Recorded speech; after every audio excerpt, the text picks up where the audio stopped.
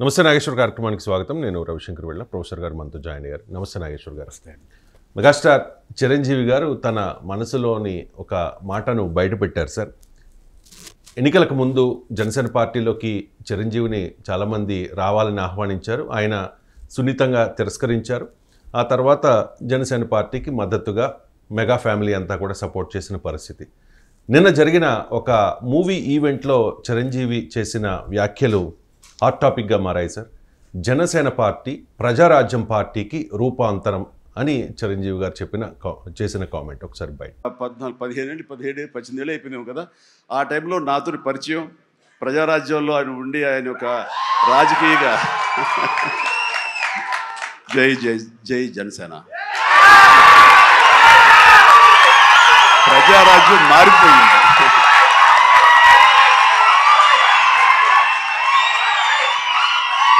ప్రజారాజ్యం రూపాంతరం చెందింది జనసేనగా.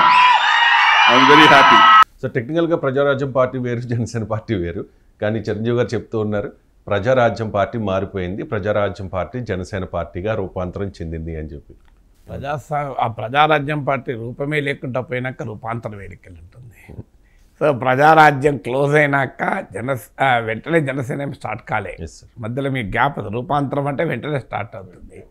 తర్వాత ప్రజారాజ్యం ఈ మాట చిరంజీవి కనుక 2019 రిజల్ట్స్ తర్వాత అని ఉంటే దానికి ఏమైనా వాల్యూ ఉండేది. కానీ 2019లో 0 సీట్స్, పవన్ కళ్యాణ్ కూడా ఒక సీట్లో ఓడిపోయారు, 2 సీట్లు ఓడిపోయారు. 2024 ఎన్నికల తర్వాత మీకు ఇప్పుడు 21 సీట్లు వచ్చాక ఇప్పుడు చిరంజీవి అంటున్నాడు అంటే జనసేన ఫెయిల్ అయినప్పుడు ఓన్ చేసుకోలేదు, సక్సెస్ అయినప్పుడు ఓన్ చేసుకుంటా అంటే కలవదు కదా. సో అందుకే అంటారు victory has several fathers but the failure has none అని. సో పవన్ కళ్యాణ్ జనసేన పెట్టి 2019లో 14లో పోటీ చేయలేదు, 19లో పోటీ చేసి ఘోర వైఫల్యాన్ని పొందిన తర్వాత ఎవరు ఓన్ చేసుకోలే. ఇప్పుడు గెలిచిన తర్వాత ఎవరైనా ఓన్ చేసుకుంటారు ప్రజారాజ్యంకి రూపాంతరం అని. దానికి ఆన్సర్ ఏముండాలి అంటే అసలు ప్రజారాజ్యాన్ని ఎందుకు కాంగ్రెస్లో కలిపారు? ఇప్పటివరకు చిరంజీవి దానికి వివరణ ఇవ్వలే. ఏ కారణాల రీత్యా, ఏ అవసరాల రీత్యా ప్రజారాజ్యాన్ని అంత అద్భుతమైన ప్రయోగం అది. ఆంధ్రప్రదేశ్ రాజకీయాల్లో ఒక థర్డ్ పొలిటికల్ ఫోర్స్ అంత ఫోర్స్ఫుల్గా ఎమర్జ్ కావడం మామూలు విషయం కాదు. మీకు 18 సీట్లు నాకు గుర్తున్నంత వరకు, అందులో 71 లక్షల ఓట్లు నాకు గుర్తున్నంత వరకు 71 lakh ఓట్స్ తెచ్చుకొని 18 సీట్లు తెచ్చుకున్నారు. ఇందులో అత్యధిక సీట్లు సీమాంధ్ర ప్రాంతమే. అంటే మీకు విభజిత ఆంధ్రప్రదేశ్లో అయితే మోర్ దెన్ 10% సీట్ల కౌంట్ లెక్కిది. మోర్ దెన్ 10% సీట్లు తెచ్చుకొని 71 లక్షల ఓట్లు ఉమ్మడి రాష్ట్రంలో తెచ్చుకుంటే ఆంధ్రప్రదేశ్ రాజకీయాల్లో చిరంజీవి కనుక ప్రజారాజ్యాన్ని అలాగే కంటిన్యూ చేసి ఉంటే 2014లో ఎంత శక్తిగా ఉండేది. అసలు అది ఆ కంక్లూజన్లో మనం రాలే. వైసీపీ ఎందుకు రాకుండా ఎలా ఉంటుంది కానీ వైసీపీ పుట్టుకకు ప్రజారాజ్యానికి సంబంధం లేదు కదా. ప్రజారాజ్యంకి వైసీపీ జగన్మోహన్ రెడ్డి కాంగ్రెస్లో తిరుగుబాటుతూ పుట్టిన పార్టీ, అందువల్ల ఆ పార్టీ ఎలాగో వచ్చేది. 2014లో ఆ పార్టీ అధికారం రాలే కదా. వైసీపీ పుట్టకపోవడం అనేది కరెక్ట్ కాదు. వైసీపీ పుట్టచ్చు కానీ దేశంలో చాలా చోట్ల 3 పార్టీలు లేవా? ఇప్పుడు మీకు తెలంగాణలో ఉంది, కాంగ్రెస్ ఉంది, బీజేపీ ఉంది, బీఆర్ఎస్ ఉంది కదా. సో ఇది ఖచ్చితంగా ఒక 3-way ఫైట్గా మీకు ఆంధ్రప్రదేశ్ రాజకీయాలు ఉండేవి. ఇప్పుడు మీకు ఢిల్లీలో కాంగ్రెస్, బీజేపీ, ఆప్ లేదా కాంగ్రెస్ అధికారం ఉండే, కాంగ్రెస్లో నుంచి ఆప్ గెలిచింది, ఆప్లో నుంచి ఇప్పుడు బీజేపీ గెలిచింది. చాలా రాష్ట్రాల్లో పాలిటిక్స్ 3-way కూడా ఉంటాయి, 2-way ఉండాలని లేదు. ఎక్కడ 3-way పాలిటిక్స్గా ఆంధ్రప్రదేశ్ ఉండేవి. ఏదైనా ఒక పార్టీ బాగా బలహీన పడి ఉంటే అది వేరే విషయం. ఇప్పుడు అది మనం జ్యోతిష్యాలు చెప్పలేము, ఊహాగానాలు చేయలేము. కానీ ఖచ్చితంగా ప్రజారాజ్యం అయితే 2014లో కూడా ఒక బలమైన ఫోర్స్గా ఉండేది. 2019లో జనసేనకు పట్టినటువంటి వైపరీత్యం అయితే పట్టేది కాదు. అందువల్ల ప్రజారాజ్యం కనుక చిరంజీవి కంటిన్యూ చేసి ఉంటే, అందువల్ల కంటిన్యూ చేయలేదు, చెయ్యక ఆయన పార్టీని తీసుకెళ్ళి కాంగ్రెస్లో కలిపారు. అది మరి అది కూడా ఈ జనసేనమో ఇప్పుడు కాంగ్రెస్కు వ్యతిరేక రాజకీయ శిబిరంలో ఉంది, బీజేపీతో ఉంది.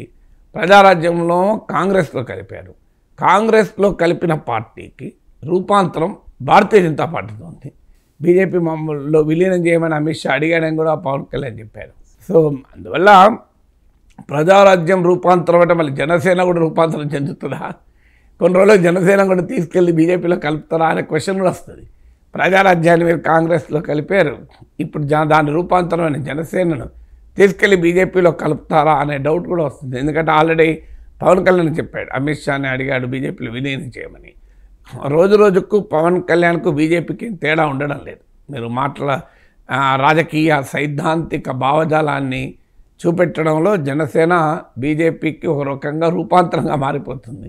సో అందువల్ల ఈ బీజేపీకి రూపాంతరంగా మారి బీజేపీలోనే కలిసిపోతుందా అనేటువంటి అనుమానం కూడా రాకపోదు. మీకు ఒకప్పుడు పవన్ కళ్యాణ్ అన్నాడు ప్రజారాజ్యం ఫెయిల్యూర్ అనేది జనసేన పైన ఇట్లా కత్తిలాగా వేలాడుతుంది అని. మరి రూపాంతరం అయితే కత్తిలాగా ఎందుకు వేలాడుతుంది? సో అందువల్ల ఇప్పుడు జనసేన మంచి విజయాన్ని సాధించాక సహజంగానే అలాంటి క్లెయిమ్స్ రావచ్చు. బట్ చిరంజీవి ఇప్పటికీ కూడా తెలుగు ప్రజలకు ఎక్స్ప్లెనేషన్ ఇవ్వాల్సింది ఏంటంటే ప్రజారాజ్యాన్ని ఏ కారణాల రీత్యా కాంగ్రెస్లో కలిపారు. అప్పుడు చెప్పింది చాలా చెప్పారు, సచార్ కమిటీ అమలు, మహిళా రిజర్వేషన్లు, ఏవేవో చెప్పారు ఎందుకు కలిపారండి. సో ఆ కారణాలు ఎవరు అర్థం కూడా చేసుకోలేరు. పోనీ చిరంజీవికి ఏమైనా గౌరవప్రదమైన స్థానం వచ్చిందంటే ఆయన క్యాబినెట్ ర్యాంక్ కూడా లేదు. మీకు విచిత్రం ఏంటంటే 18 మంది ఎమ్మెల్యేలు ఉన్న పార్టీని కాంగ్రెస్ పార్టీలో కలిపితే కనీసం ఒక క్యాబినెట్ హోదా కూడా తీసుకోలేదు చిరంజీవి. ఆ మేరకు కూడా బార్గెనింగ్ లేదు. సో ఒక సహాయ మంత్రిగా అడ్జస్ట్ అయిపోయి కాంగ్రెస్లో విలీనం చేశారు. అంటే పెద్ద పొలిటికల్ ప్లాట్ఫామ్ పైన ఉండాలి అని. అందువల్ల it was a big billing of expectation. Chiranjeevi పైన ఎన్నో ఆశలు పెట్టుకున్న లక్షలాది మంది ప్రజల ఆశలను వమ్ము చేసి చిరంజీవి ప్రజారాజ్యాన్ని తీసుకెళ్ళి అకారణంగా కాంగ్రెస్లో కలిపారు. ఒక మంచి ప్రయోగం తెలుగు రాజకీయాల్లో. అలాంటి ప్రయోగాన్ని తీసుకెళ్ళి కాంగ్రెస్లో కలిపి ఒక రకంగా బైపోలార్ రాజకీయాలతో విసిగెత్తిన ప్రజలకు, అంటే అటు కాంగ్రెస్ లేదంటే తెలుగుదేశం, ఈ రెండు పార్టీలు తప్ప మూడవ చాయిసే ప్రజలకు లేదు. ఇప్పుడు ఆంధ్రప్రదేశ్లో ఒకవైపు తెలుగుదేశం, మరోవైపు వైసీపీ, ఇంకో చాయిసే లేదు. అలాంటి పరిస్థితికి నెట్టివేయబడింది. అందువల్ల చిరంజీవి ఆ కారణం మొదలు చెప్పాలి. ప్రజారాజ్యం ఎందుకు కథ ముగిసింది, ఎందుకు విలీనం చేయాలి, దాని తర్వాత రూపాంతరాల గురించి మాట్లాడుకోవచ్చు. అయితే ఇది ఒక ఇండికేషనా జనసేనలో చిరంజీవి పూర్తి స్థాయిలో రంగంలో దిగి జాతీయ రాజకీయాల్లో చిరంజీవి ఉండి రాజ్యసభకు ఏమైనా వెళ్ళి మోడీ క్యాబినెట్లోకి వెళ్ళి పవన్ కళ్యాణ్ రాష్ట్ర రాజకీయాల్లో ఉంటాడా? ఎందుకంటే గతంలో నాగబాబు మంత్రి అవుతారన్నప్పుడు పవన్ కళ్యాణ్ జాతీయ రాజకీయాలకు వెళ్తారని కూడా ఒక టాక్ నడిచింది. ఇటీవల కాలంలో మోడీ చిరంజీవుల మధ్య సాన్నిహిత్యం అని చూస్తున్నాం. అందువల్ల ఒక పాసిబిలిటీ కొట్టిపారేలేం, చిరంజీవి జనసేనలో యాక్టివ్గా ఉండి జనసేన గౌరవాధ్యక్షుడిగానో ఏదో ఒక పదవి తీసుకొని ఆయన రాజ్యసభకు వెళ్ళి అక్కడి నుంచి మోడీ క్యాబినెట్లోకి వెళ్ళడానికి కూడా అవకాశం ఉంది. ఎందుకంటే జనసేనకి ఇంతవరకు క్యాబినెట్ మంత్రి లేదు. జనతాదళ్ మీకు చిన్న చిన్న పార్టీలకు కూడా ఒక 1 సీట్ 2 సీట్స్ ఉన్నా కూడా మీకు ప్రభుత్వంలో రిప్రజెంటేషన్ ఉంటుంది. అందువల్ల జనసేన చిరంజీవిని రాజ్యసభ పంపించి కేంద్ర మంత్రి చేస్తుందా జనసేన తరఫున? చిరంజీవి పవన్ కళ్యాణ్ నాయకత్వంలో జనసేన చివరకు బీజేపీలో మాత్రం విలీనం కాకూడదని కోరుకోవాలి ఎవరైనా. ఎందుకంటే కాంగ్రెస్లో ప్రజారాజ్యాన్ని విలీనం చేసిన అనుభవం ఉంది కనుక మళ్ళొకసారి ప్రజలు మీ పైన పెట్టిన ఆశలను పంపు చేయకూడదు. ఒక బలమైన ప్రాంతీయ రాజకీయ శక్తిగా జనసేన నిలబడాలి. అందుకు చిరంజీవి చేరిక ఉపయోగపడితే సంతోషం. పార్టీని నడపలేని పరిస్థితుల్లో అండ్ ప్రత్యర్థుల నుంచి వస్తున్న ఈ మాటలు ఉంటాయి కదా సార్, అవి తట్టుకోలేని పరిస్థితుల్లో ఆయన పార్టీని చేసేసారు అనేది ఒక ప్రచారం. ఎంత పార్టీని తట్టుకోకుండా ఏం జరిగింది అప్పుడు? చాలా ఏమీ జరగలేదు. జరిగాయి కదా సార్. ఏం జరిగాయి? పీకేద్దామని ఒక పత్రిక బ్యానర్ ఐటమ్ ప్రచురించి అవన్నీ ఉన్నాయండి. అదేమున్నది ఎత్తివే బ్యానర్ ఐటమ్ ఏమన్నారు? పార్టీ పీకేసుకుంటారు అన్నారు. అదే జరిగింది కదా. మరి పీకేద్దాం అన్నారు. అదే అండి, జెండా పీకేసుకుంటారు అని. పీకేద్దామంటే ఎవరు పాత పత్రిక అని చెప్పి చిరంజీవి సన్నిధులతో మాట్లాడినట్టు. అదే అండి, అదే అంటే దానివల్ల ఏంటి దాడి ఎట్లయితుంది? నిజంగానే పీకేసుకున్నారు కదా జెండాను. ఇప్పుడు ఆ పత్రిక రాసిన కథనం నిజమైంది కదా. అంటే వాస్తవంగా ఆ పత్రిక ముందు లీక్ అయి ఉంటుంది, రాస్తుంటారు. అది కాదు కదా దాడి. ఏం ప్రజారాజ్యం పైన ఏం దాడి జరిగింది? సిబిఐ దాడులేనయ్యా. ఈడీ దాడులేనయా? మాటల దాడి. అసలు ఏ మాటల రాజకీయాలు ఉండవు. మాటల దాడి కూడా జరగలేదు, మీకు తెలియదు. మీరు చిరంజీవి గారిని కలిశారు, పవన్ కళ్యాణ్ గారిని కూడా కలిశారు. అంటే చిరంజీవి గారు చాలా సెన్సిటివ్ సార్, మీకు తెలుసు. ఏదన్నారు అలా ఆ మాట కూడా చిరంజీవి గారు చాలా సందర్భాలు చెప్పారు. నేను ఒక మాట పడలేను, కానీ నా తమ్ముడు అలాంటి వాడు కాదు. ఏదైనా రాజకీయాల్లో చేరే ముందు ఆలోచించాలి కదా. నేను ఏ మాట పడ్డాను, రాజకీయాల్లో మాట పడకుంటుంటారా? సో అందువల్ల అది ఇష్యూ కాదు. సెన్సిటివ్ రాజకీయాల్లో రాకూడదు అంతే తప్ప రాజకీయాల్లోకి వచ్చాక సెన్సిటివ్ ఉంటాయా? అయినా పబ్లిక్ లైఫ్లో ఉంటే సెన్సిటివ్ ఉంటుందా? సినిమా యాక్టర్లను అనరా? సో అది ఇష్యూ కాదు. మీకు ఏ రకమైన ఒత్తిడి అప్పుడు ప్రజారాజ్యమే లేదు. అది రాంగ్ ఆర్గ్యుమెంట్. ప్రజారాజ్యం మీద అసలు ప్రజారాజ్యం కాంగ్రెస్ కాదు, రైవలే కాదు, రైవల్ తెలుగుదేశం. ప్రజారాజ్యం పైన ఒత్తిడి ఎందుకు ఉంటుంది?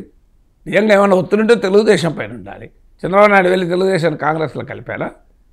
అసలు ఒత్తిడి ఎందుకు ఉంటుంది? ప్రజారాజ్యం ఇది నాట్ ఏ ప్రైమరీ పార్టీ. అప్పుడు రాజకీయాలు కాంగ్రెస్ వర్సెస్ టీడీపీ ఉంటే మొదలు ప్రజారాజ్యం మీద ఎందుకు ఒత్తిడి ఉంటుంది? ప్రజారాజ్యం మీద ఒత్తిడి ఉండే అవకాశమే లేదు. చిరంజీవి పైన ఒత్తిడి ఉండే అవకాశమే లేదు. దాడి జరిగే అవకాశమే లేదు. అందువల్ల మాటల దాడి కూడా ఏం జరగలేదు. అప్పుడు ఎవరు విమర్శించారు చిరంజీవిని వ్యక్తిగతంగా? ఎవ్వరు ఒక్క మాటలే. అసలు ప్రజారాజ్యాన్ని ఎవరు విమర్శించే విమర్శించలే. ఎందుకంటే అప్పుడు విమర్శలలో రాజశేఖర రెడ్డి, చంద్రబాబు నాయుడు రాజశేఖర రెడ్డిని కదా. నేను ఆ రోజు శాసనమండలిలో ఉన్నాను కూడా. నాకు చిరంజీవి గారు ఫస్ట్ జాయింట్ సెషన్లో కూడా కలిశారు 2009లో. నాకు మీకు ఉభయ సభల సమావేశాలు కూడా కలిశారు.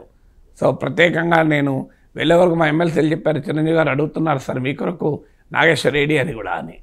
అందువల్ల వెళ్ళి కలిశాను కూడా నేను మొదటి రోజులో కూర్చుంటే. సో అందువల్ల నేను I was a witness to that politics. అప్పుడు ఏదో ఇక్కడ బయట నుంచి విశ్లేషించడం కాదు, I was a participant in that politics. అప్పుడు గవర్నర్ ప్రసంగం అప్పుడు మేము అనేకసార్లు ఉమ్మడి సభలో కలిసేవాళ్ళం కదా. అందువల్ల 2009 అసెంబ్లీ ఎన్నికల తర్వాత జరిగిన ఉమ్మడి సమావేశంలో అప్పుడు చిరంజీవి స్టార్ అట్రాక్షన్. ఎందుకంటే ఫస్ట్ టైం ఎమ్మెల్యే ఇచ్చారు. సహజంగానే చిరంజీవికి ఉన్నటువంటి ఒక అద్భుతమైన ఫ్యాన్ ఫాలోయింగ్ రీత్యా అందరి దృష్టి చిరంజీవి పైన ఉండేది.